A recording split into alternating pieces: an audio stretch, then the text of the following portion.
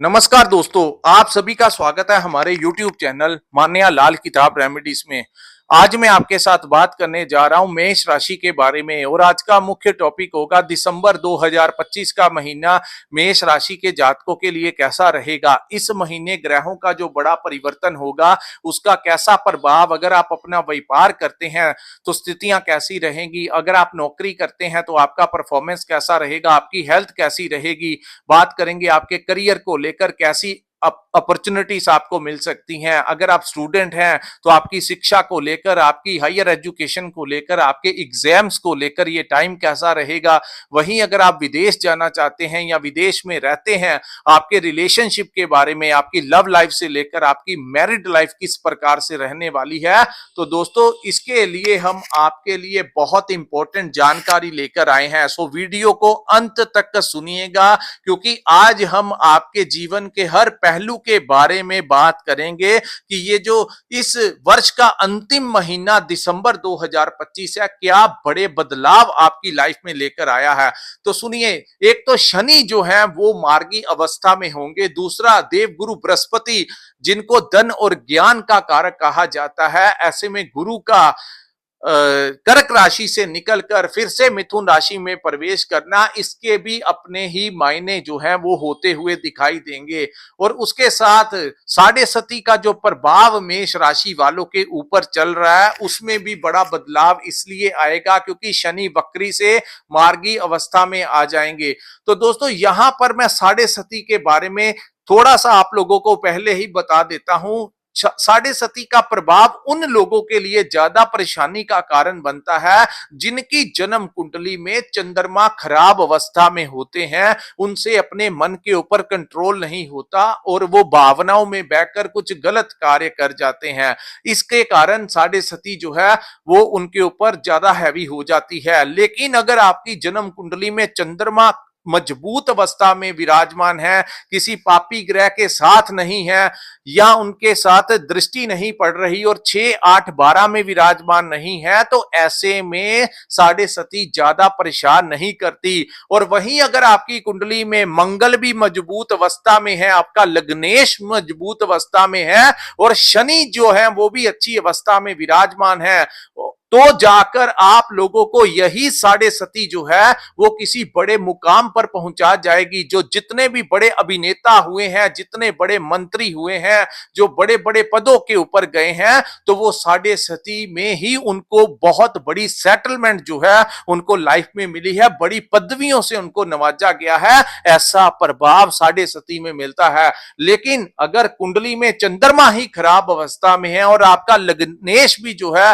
वो कमजोर अवस्था में है, तो शनि जो है कुछ ज्यादा प्रेशराइज जो है आप लोगों को करते हैं। लेकिन कहते हैं दोस्तों, मेहनत जो है आप लोगों को करनी चाहिए। ग्रहों की चीजें जो है आप लोगों को बताई जाती हैं ताकि आप लोगों को बताया जा सके कि ये समय आप लोगों के साथ कैसा खेल खेलेगा, कौन से ग्रह आपके लिए शुभ रहेंगे और कौन से ग्रह आप लोगों ने किन चीजों से सावधान रहकर चलना है। और यकीन मानिए, जब बारिश पड़ रही होती है तो हम छाते का सहारा ले लें तो पानी हमें पूर्ण तरीके से नहीं भिगो सकता। और एस्ट्रोलॉजी और ज्योतिष का यही सूत्र है दोस्तों कि आप लोगों को बताना कि ये समय आप लोगों के लिए कैसा है और आपने इस समय को कैसे मैनेज करना है। तो आइए समझते हैं मेष राशि वालों, आपके लिए दिसंबर कैसा रहने वाला है।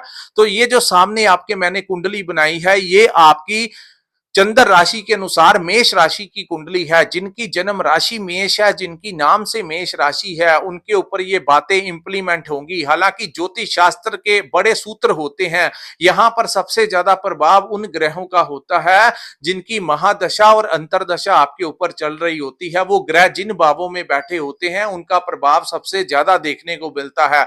आइए समझते हैं इस महीने के ग्रह गोचर में आपके ऊपर क्या प्रभाव रहने वाला है। तो दोस्तों, देवगुरु बृहस्पति जो है वो 5 दिसंबर 2025 को आपके तीसरे भाव में गोचर कर जाएंगे। तो तीसरा भाव जो होता है वो साहस और पराक्रम का भाव होता है। यहां पर मैं आप लोगों को सबसे बड़ा उपाय बताने लगा हूं। उपाय दो तरीके के होते हैं, एक प्रैक्टिकल होते हैं, एक दूसरे क्रियाओं के साथ किए जाते हैं। तो यहाँ पर सबसे बड़ा प्रैक्टिकल उपाय जो कि हर कोई कर सकता है वो ये है दोस्तों कि गुरु जिस भाव में बैठते हैं उस भाव से संबंधित आपको फेथफुल हो जाना चाहिए, क्योंकि गुरु जो है वो देवता ग्रह हैं। ये ऑनेस्ट आपकी ईमानदारी देखते हैं, आप फेथफुल आपको रहना सिखाते हैं। तो यहां पर गुरु के बैठने के कारण आपको क्या करना है, अपने साहस और पराक्रम में कमी नहीं दिखानी है। यानी ये भाव आपके साहस और पराक्रम का है, तो किसी भी कार्य को आपने पेंडिंग नहीं छोड़ना है।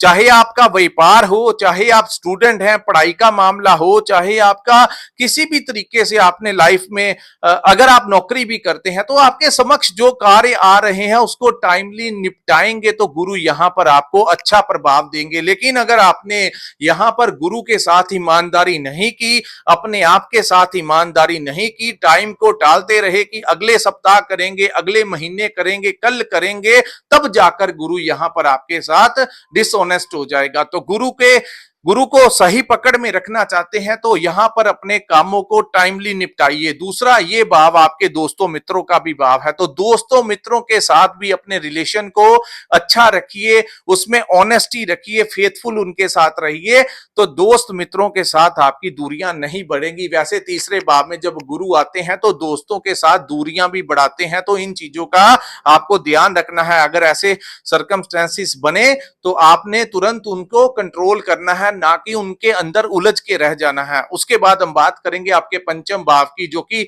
हमारी जन्म कुंडली का बहुत इंपॉर्टेंट भाव होता है। तो पंचम भाव जो है, इससे हमारी सोच को देखा जाता है, हमारी बौद्धिक क्षमता को देखा जाता है, हमारी संतान का भाव, हमारी शिक्षा का भाव, हमारी मैनेजमेंट का भाव, हमारी लव लाइफ का भाव, शेयर मार्केट का भाव, स्टॉक मार्केट का भाव, यही भाव हमारे करियर का, हमारी अपॉर्चुनिटीज का, और यही भाव जो है आप लोगों के लिए बहुत इसमें केतु विराजमान है। तो यहां पर दोस्तों केतु का बैठना शुभ होता है, तो स्टूडेंट्स के लिए ये समय आप लोगों को बहुत अच्छा रिस्पॉन्स देगा।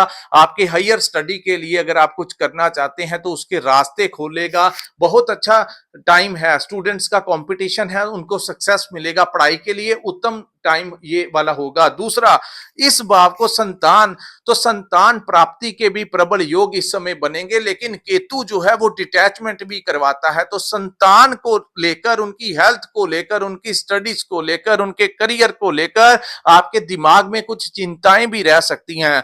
यहां पर मैं मेष राशि वालों को एक एडवाइस दूंगा, आपने अपने संतान के साथ किसी प्रकार का विवाद नहीं करना है। दूसरा, अगर वो कुछ एक ध्यान रखना है कि कहीं वो गलत सोसाइटी की तरफ ना जाएं, एक आंख उनके ऊपर भी आपको रखना है, लेकिन ज्यादा एग्रेसिव नहीं होना है। बच्चे हैं तो बड़े तरीके के साथ आपको उनको समझाना होगा। दूसरा, यहां पर आप अपने बच्चों के किसी काम में कोई बड़ा इन्वेस्टमेंट नहीं करना है, अन्यथा प्रॉब्लम क्रिएट हो सकती है। तो इन चीजों से आपको अपना बचाव करके चलना होगा। उसके बाद बात करेंगे आपके मैनेजमेंट की, तो मैनेजमेंट बहुत सुपीरियर आपकी होगी, आप अपने कार्यों को बहुत अच्छे से मैनेज कर लेंगे। चाहे वो आपका व्यापार हो, आपके लिए करियर को लेकर नई अपॉर्चुनिटीज आए, कुछ भी हो, आपकी मैनेजमेंट क्षमता बहुत जबरदस्त रहने वाली है। तो आपके लिए करियर को लेकर भी नए नए रास्ते खुलते नजर आ रहे हैं, क्योंकि राहु जो है वो अपने शतभित नक्षत्र में विराजमान है। एक तो वो आपके लाभ के भाव में विराजमान है, दूसरा अब वो अपने कंफर्ट जोन में जाने के कारण ऊपर से राहु की सीधी दृष्टि केतु के ऊपर पंचम भाव में है, तो आप लोगों को यहां पर बहुत अच्छा लाभ दिला सकते हैं।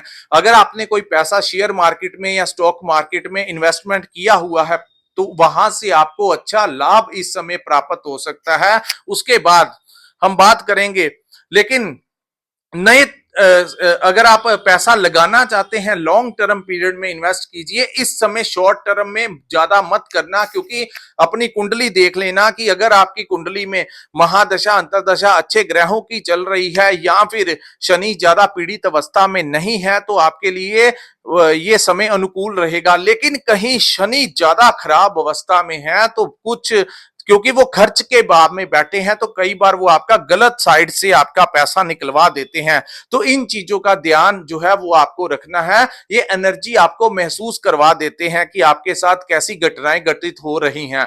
दूसरा, अब हम बात करेंगे आपके अष्टम भाव की, तो अष्टम भाव जो होता है ये बड़े ट्रांसफॉर्मेशन का भाव होता है। अष्टम भाव में सूर्य 16 दिसंबर तक विराजमान होंगे, बुध जो है 6 दिसंबर को यहां पर होंगे और शुक्र भी जो है अष्टम भाव में होंगे। तो इतने सारे ग्रह, और 7 दिसंबर तक मंगल भी आपके अष्टमेश में रहेंगे। लगन का लॉर्ड जब अष्टमेश में रहता है तो हो सकता है लाइफ में कोई बड़ा रास्ता आपके खुल सकता है।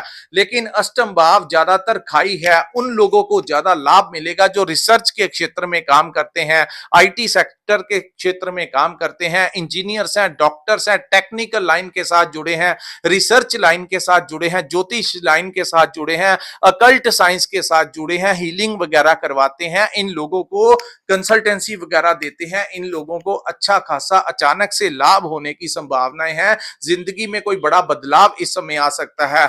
एक चीज का आपको ध्यान रखना है, सूर्य जो है वो राज दरबार के कारक हैं, सरकार के कारक हैं। सो किसी से लड़ाई झगड़ा नहीं करना है, अन्यथा कोर्ट केस वगैरह आपके ऊपर लग सकता है। दूसरा, आप लोगों को गुप्त शत्रु जो है वो आपका नुकसान पहुंचा सकते हैं। सो आंखों को और अपने दिमाग को आपने जागृत रखना है। इस महीने कोई ऐसा रिस्क वाला काम नहीं करना है, क्योंकि दोस्तों काफी साल, काफी वर्ष लग जाते हैं हमें अपनी इज्जत बनाते हुए। तो जब रेपुटेशन का कारक भी खाई के गड्ढे में गिरा हो तो वहां पर कई बार ऐसी स्थितियां पैदा करवा देता है कि आपकी छवि को खराब करने में वो कोई कसर नहीं छोड़ता। यानी आपने कुछ 1% गलत गलत काम किया है तो ये इस समय वो पूरा 100% माना जाएगा। तो आप लोगों को इस समय को बड़े ध्यान पूर्वक निकालना है। किसी से लड़ाई नहीं करनी है, फोन के ऊपर बात नहीं करनी है, किसी की चुगली नहीं करनी है। अगला आपकी इस बातों को रिकॉर्ड करके सामने वाले से डिस्क्लोज कर सकता है, गुप्त शत्रु पीठ पीछे वार कर सकते हैं,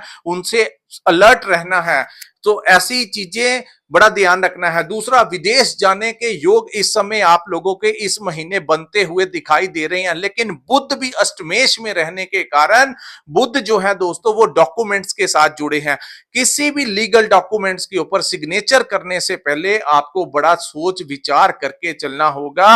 डॉक्यूमेंट्स को पूरा एक बार दोबारा से पढ़ना होगा। कुछ नहीं समझ आ रहा तो किसी से पूछ लीजिए। अगर टाल सकते हैं अगले महीने के लिए तो टाल दीजिए, अन्यथा अगर बिना सोचे समझे आंखें बंद करके सिग्नेचर कर लेते हैं और टर्म्स एंड कंडीशन को नहीं पढ़ते हैं तो वो आगे चलकर आपके लिए प्रॉब्लम का कारक बन सकता है। तो डॉक्यूमेंट्स अगर आपने विदेश जाने के लिए भी अपनी फाइल सबमिट करवानी है एम्बेसी में तो अपने डॉक्यूमेंट्स को एक बार सोच विचार कर लीजिए, पढ़ लीजिए, किसी से पढ़ा लीजिए, कहीं सबमिट करवाते हुए कुछ डॉक्यूमेंट्स आपके छूट ना जाएं।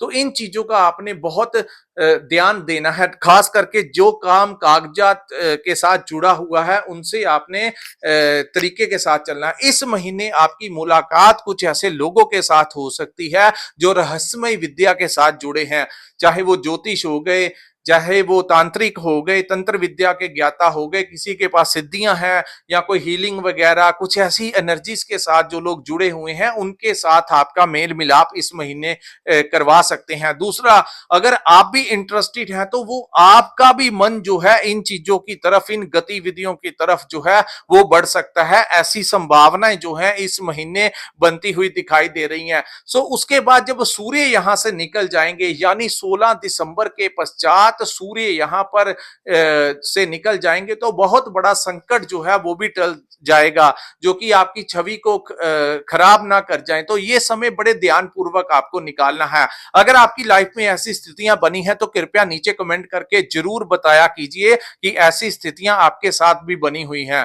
उसके बाद हम बात करेंगे आपके भाग्य के भाव की, जहां पर मंगल विराजमान रहेंगे। जी हां, 7 दिसंबर 2025 को मंगल का यहां पर गोचर हो जाएगा। भाग्य में मंगल का आना और गुरु की पूर्ण दृष्टि मंगल के ऊपर भाग्य के भाव में होगी। तो यहां पर आप लोगों को, आपको भाग्य का साथ पहले से ज्यादा मिलेगा, यानी 16 के पश्चात आपको अचानक से भाग्य का साथ मिलना शुरू होगा। अचानक बड़े बड़े लाभ भी आपको प्राप्त ये टाइम करवा सकता है। लेकिन 9th हाउस जो होता है वो हमारे पिता का भाव होता है। यहां पर मंगल का आना, उसके बाद 16 के पश्चात सूर्य का भी 9th हाउस में आना कहीं ना कहीं आप लोगों को अपने पिता की सेहत का ध्यान रखना है, उनके साथ विवाद नहीं करना है, क्योंकि दोस्तों 9th हाउस जो होता है ये हमारे धर्म का भाव होता है, हमारे पिता का भाव होता है, हमारे गुरुजनों का भाव होता है। गुरु क्या होते हैं?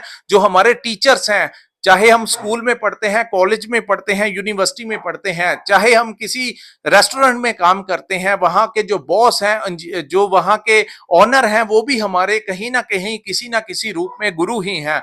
सो जहां पर हम ट्रेनिंग लेते हैं, वहां पर जो ट्रेनर है वो भी हमारे गुरु हैं, धार्मिक गुरु भी हमारे गुरु हैं। तो ऐसे में इन लोगों के साथ आपका मन मुटाव करवा सकते हैं, तो बेहतर रहेगा इनके साथ, अगर वो उन्होंने कुछ आपको कुछ कह भी दिया तो आपने ज्यादा बुरी प्रतिक्रिया वापस नहीं देनी है। टाइम निकल जाता है, लेकिन चीजें जो है शब्दों के ऊपर आपको नियंत्रण करके चलना होगा। लेकिन गुरु की दृष्टि भी 9th हाउस के ऊपर रहेगी, कुछ प्रभाव कम होगा, लेकिन ऐसी स्थितियां बनती हुई दिखाई दे रही हैं।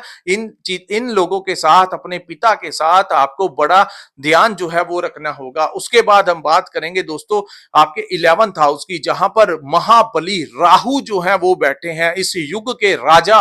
सबसे ज्यादा प्रभाव इस कल युग में राहु ग्रह का है, और वो बैठे हैं आपके लाभ भाव में, जो आपको काफी सारी चीजों से बचा रहे हैं, काफी सारे ग्रहों से बचा भी रहे हैं। राहु का यहां पर बैठना आपके बड़े बड़े लोगों के साथ आपका संपर्क निकलवा सकता है।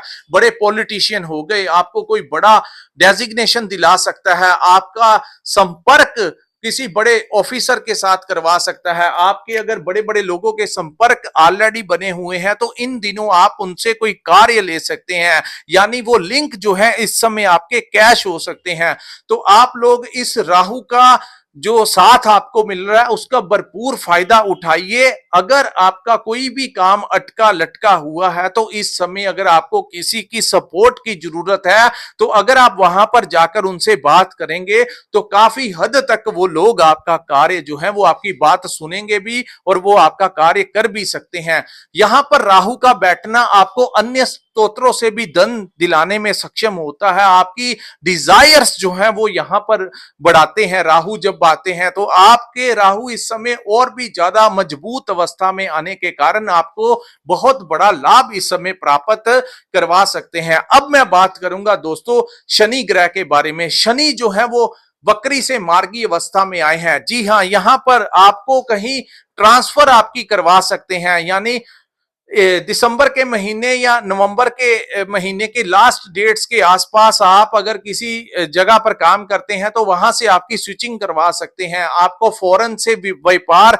आपका निकलवा सकते हैं। इंपोर्ट एक्सपोर्ट का काम करते हैं, तो वहां से आपको धन अर्जित करवा सकते हैं। लेकिन 12th हाउस जो है, यहां पर ये आपको यात्रा जरूर करवाएंगे, और 20 के पश्चात जब शुक्र भी भाग्य के भाव में आएंगे, तो आपकी ट्रैवलिंग होने के चांसेस बहुत ज्यादा बढ़ सकते हैं, आपको दूर की यात्रा करवा सकते हैं।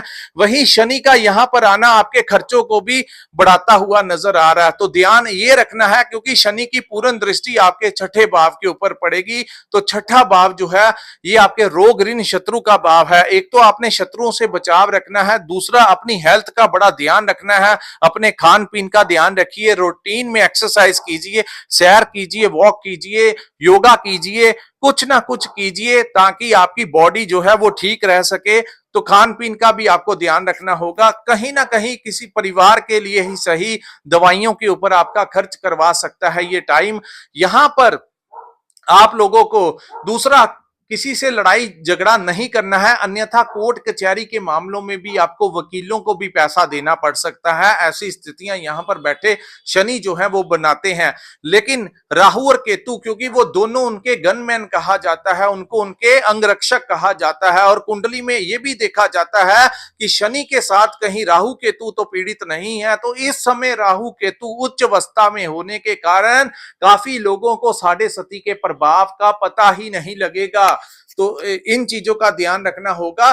तो उसके बाद दोस्तों यहां पर अंत में एक रेमेडी आपको बताता हूं। आप लोगों को चाहिए इस समय शनि देव की पूजा करना चाहिए। आप लोगों को चाहिए, जो लोग ब्लाइंड लोग हैं उनकी आपको हेल्प करना चाहिए, उनको खाना देना चाहिए, उनको कोई अगर साइकिल वगैरह दे सकते हैं, या उनका कुछ खर्च आप उठा सकते हैं, तो वो कार्य जो है इस समय आप लोगों को करने चाहिए।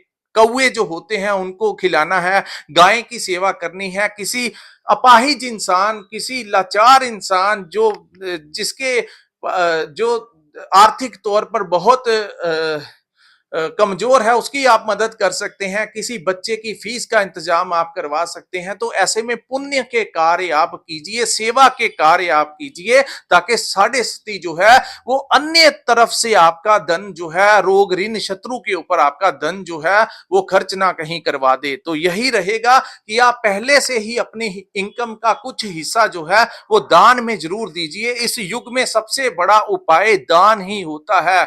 दान जो हमारे पिछले जन्मों के कुछ गलत कर्मों को काट देता है। जब किसी के मुंह में आप कुछ डालते हैं तो उसके मुंह से ब्लेसिंग निकलती है जो आपके काफी कष्टों को कम कर जाती है। तो दोस्तों, ये था मेष राशि वालों के लिए दिसंबर 2025 का महीना कैसा रहेगा। अगर ये वीडियो आपको अच्छा लगा हो तो कृपया इस वीडियो को लाइक कीजिए, हमारे चैनल को सब्सक्राइब कीजिए और नीचे कमेंट सेक्शन में कमेंट करके जरूर बताइए कि आपको ये वीडियो कैसा लगा। और जिन्होंने अपनी कुंडली का विश्लेषण करवाना होगा, स्क्रीन के ऊपर जो नंबर दिया है वहां पर आप हमारे साथ संपर्क करके अपनी कुंडली का पूर्ण विश्लेषण करवा सकते हैं। इसी के साथ इस वीडियो को मैं विराम लगाता हूं। नमस्कार, जय माता दी।